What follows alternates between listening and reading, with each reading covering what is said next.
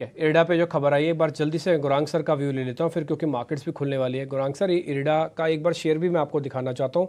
एक बार इनका monthly share और मंथली दिखाओ, और फिर साथ में साल का शेयर भी दिखाओ। हो चुका है साल इरडा को लिस्ट के हुए। अगर आपके पास जल्दी जल्दी ना आए तो मेरे से आप बोल दिएगा, मैं यहाँ से दिखा दूंगा।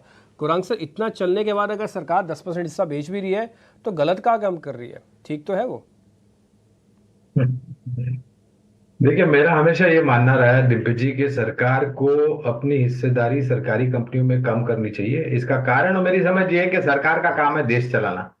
सरकार का काम कंपनी चलाना नहीं है। हाँ, वो हिस्सेदारी रख सकते हैं, लेकिन थोड़ी बहुत रखे। ये नहीं कि आप करीबन 50%, 65%, 75% तक हिस्सेदारी रखें।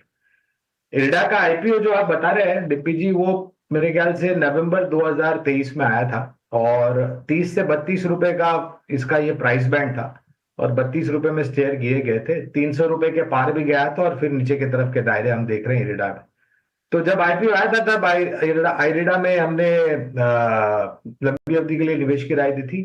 10% विनिवेश करने पर प्रतिक्रिया बाजार में क्या होगी ये कहना तो मेरे लिए संभव नहीं है। लेकिन ये कंपनी वित्तीय सहायता करती है नई ऊर्जा उत्पादन खड़ी करने के लिए, खास करके क्लीन एंड ग्रीन एनर्जी। और मैंने मैनेजमेंट के इंटरव्यू को देखा और सुना था। और आने वाले 3 से 5 साल में जिस प्रकार से हमारे देश में नई ऊर्जा उत्पादन खड़ी होगी, Indian renewable energy development agency limited यानी कि आईरिडा जैसी कंपनियों की जरूरत बहुत पड़ेगी और अनिवार्य होगा। क्योंकि अगर आपको जो किल्लत है ऊर्जा की हमारे देश में, उसको पूर्ण करना है और पावर डेफिसिट से पावर एक्सेस बनाना है, तो आईरिडा जैसी कंपनियां हैं, पीएफसी जैसी कंपनियां हैं, या फिर आरईसी जैसी कंपनियां हैं, इन सब की जरूरत अनिवार्य होगी।